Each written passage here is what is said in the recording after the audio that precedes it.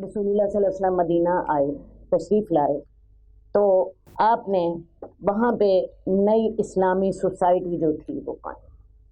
अब ये जो नई इस्लामी सोसाइटी है ये किन असूलों पर कायम की गई?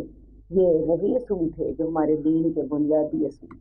अब्दुल्ला बिन सलाम ही का कहना है, उन्हीं की रवायत है, वो कहते हैं मैं रसूलुल्लाह सल्लल्लाहु अलैहि वसल्लम से पहले ही दिन जाके मिला और मैंने देखा आपका चेहरा मुबारक एक झूठे आदमी का चेहरा नहीं था। आप फरमा रहे थे अफ़शुस सलाम व अतिमु तआम वसिलुल अरहाम वसल्लु बिल्लैलि वन्नास नियाम। लोगों सलाम को फैलाओ, लोगों सिला रहमी करो, लोगों खाने खिलाओ, रातों को तहज्जुद पढ़ो जबकि लोग सो रहे हैं। तुम अल्लाह की जन्नत में बड़ी आसानी के साथ दाखिल हो सकते। इसी तरह रसूलुल्लाह सल्लल्लाहु अलैहि वसल्लम जो लोगों को पैगाम देते थे वो क्या था? अमन व आशती का, सुलह और सफाई का, ईमान व दियानत का, सिला रहमी का, पड़ोसियों से मोहब्बत करने का। आप फरमाते थे तुम में से कोई उस वक्त तक मोमिन नहीं हो सकता जब तक कि वो अपने भाई के लिए वो पसंद न करे जो वो अपने लिए पसंद करता है। इसी तरह रसूलुल्लाह सल्लल्लाहु अलैहि वसल्लम फरमाते थे मुसलमानों तुम आपस में भाई भाई हो। इसके अलावा आप लोगों को मकारिम अखलाक सिखाते, उन्हें फरमाते आपस में हसद न करो, अपनी ज़बानों का ख्याल रखो, अपने पड़ोसियों का ध्यान रखो, जो है किसी पर जुल्म ना करो, किसी पे ज्यादती ना करो, किसी से हसद ना करो। तो ये जो तमाम आपके इर्शादात थे इन्हीं पर ही अब जो नई इस्लामी सोसाइटी जो थी वो बन गई। आपका फरमान था तुम में से कोई उस वक्त तक मोमिन नहीं हो सकता जब तक कि अपने भाई के लिए वो पसंद न करे जो अपने लिए पसंद करता है। तो इसी तरह रसूलुल्लाह सल्लल्लाहु अलैहि वसल्लम फरमाते थे कि तुम मुझे अपनी ज़बान और अपनी शर्मगाह की ज़मानत दो, मैं तुम्हें जन्नत की ज़मानत दूंगा। तो ये नई इस्लामी सोसाइटी जो थी अक़ीदा तौहीद पर बन रही थी। इसके अलावा इसमें जाहिली असबियतें ख़त्म कर दी गई थी। मुसलमानों को इस्लाम की बुनियाद पर भाई भाई करार दिया गया था।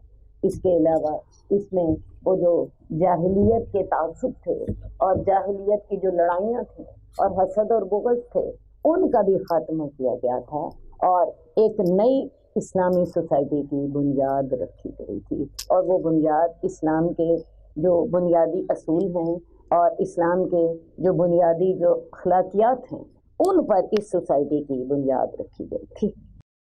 अब ये है कि रसूलुल्लाह सल्लल्लाहु अलैहि वसल्लम ने मदीना पहुंचने के बाद आप चूँकि मदीना के हुक्मरान थे, एक सरबराह की हैसियत रखते थे, आपने क्या किया कि मुसलमानों के लिए एक मीसाक लिखवाया। इसको मीसाक मदीना कहते हैं।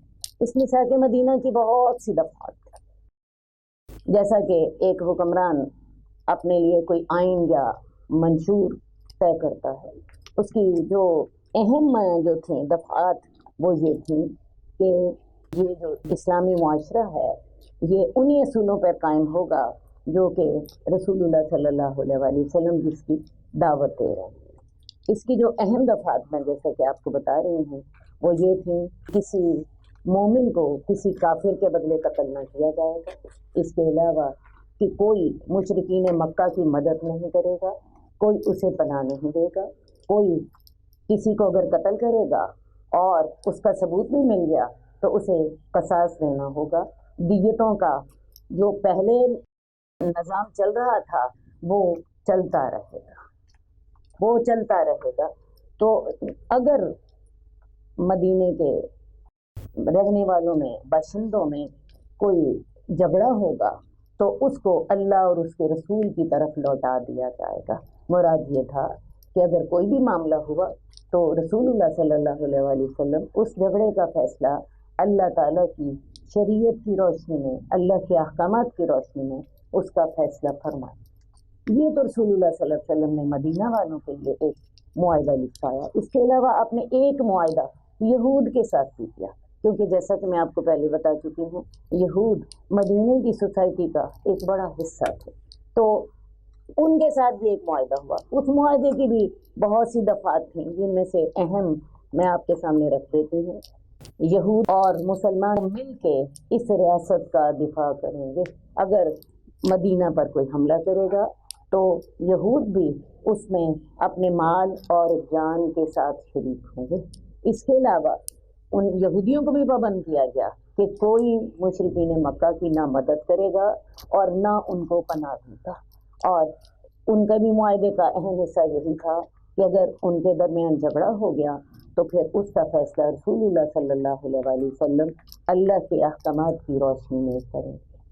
تو یہ آپ نے ایک تو میثاق مدینہ لکھوایا اور ایک آپ نے یہود سے معاہدہ کیا۔ اس کے علاوہ رسول اللہ صلی اللہ علیہ وسلم نے مدینے کی فوجی معاملات ان کو بھی اب دیکھنا شروع کر دیا، کیونکہ جیسا کہ میں نے آپ کو بتایا ہے کہ قریش مکے میں جب مسلمان تھے تو انہوں نے کون سا ظلم تھا جو مسلمانوں پر نہ توڑا تھا۔ مسلمان تب بھی ہجرت حبشہ پر مجبور ہو گئے تھے، لیکن جب ہجرت حبشہ مسلمان کر چکے تو کفار نے اپنے نمائندے وہاں بھیجے تھے تاکہ ان کو واپس لائیں۔ اب تو حالات اس سے بھی زیادہ بڑھ چکے تھے، سارے مسلمان ان کے گھر سے نکل چکے تھے، اللہ کے رسول صلی اللہ علیہ وسلم بھی بچ کے جا چکے تھے، اور نہ صرف بچ کے جا چکے تھے بلکہ مدینہ میں اپنی حکومت ان کی قائم ہو گئی تھی۔ کفار کو کیسے چین آتا؟